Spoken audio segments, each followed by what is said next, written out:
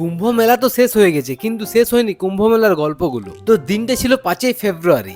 আমরা এখন আছি দুর্গাপুর স্টেশনে। কালকা নেতাজি এক্সপ্রেস ধরে আমরা যাব প্রয়াগরাজ। তো ট্রেনে উঠে ঘুমিয়ে পড়েছিলাম, আর ঘুম থেকে উঠে দিকে সকাল হয়ে গেছে। ট্রেন তো নিজের গতিতে চলছিল, আর বাইরে দেখা যাচ্ছিল সবুজ ক্ষেত। আর বাইরের এরকম একটা ভিউ দেখতে দেখতে আমরা খাচ্ছি পরোটা আর আলু ভাজা। বাড়ি থেকে প্যাক করে নিয়ে এসেছিলাম সকালের ব্রেকফাস্টের জন্য। আর এদিকে দেখি আমাদের ট্রেন দাঁড়িয়ে আছে এখন মির্জাপুর স্টেশনে। আর তারপর ট্রেনে দেখা একজন সিনেমা আর্টিস্টের সাথে। তিনি নাকি বেশ কয়েকটা বলিউড সিনেমা সাইড রোল করেছেন। আরেকদিকে আমি ভাবছিলাম সে ভাইরাল রিলস গুলোর কথা। ট্রেন মোটামুটি ফাঁকাই ছিল, পুরো গোটা গোটা সিটে শুয়ে এসেছে সবাই। আর ট্রেন থেকে এই দৃশ্য থেকে বুঝতে পারলাম যে আমরা প্রয়াগরাজ চলে এসেছি। ট্রেন তো ফাঁকাই ছিল, কিন্তু বাইরে প্রচন্ড ভিড়। আর যেহেতু আমাদের আগের থেকে হোটেল বুকিং করা ছিল, তাই আমাদের থাকা খাওয়ার কোনো চিন্তা ছিল না। আর ট্রেন থেকে নেমে বেশ কয়েকটা ছবি তোলার পর বেরিয়ে গেলাম স্টেশন থেকে। এবার টোটো ধরে যাচ্ছি আমাদের হোটেলকে। 109 হচ্ছে আমাদের রুম নাম্বার। আর হোটেলটাও বেশ ভালোই ছিল, যদিও তোমরা দেখেছো ফুল ভিডিওতে ইউটিউবে। বড় ভিডিওগুলো তো আমি ইনস্ট্যান্ট ইউটিউবে পোস্ট করে দিয়েছি সেই দিনেই। আর তারপর চলে এলাম উপরে লাঞ্চের জন্য। হ্যাঁ, শেষ টাইমে একটু পাতা শেষ হয়ে গেছিল, যে কারণে আমরা একটা পাতাতেই খেতে বসে গেছি। যাই হোক, এবার যাবো আমরা কুম্ভ স্নান করতে। তো আজকের মতো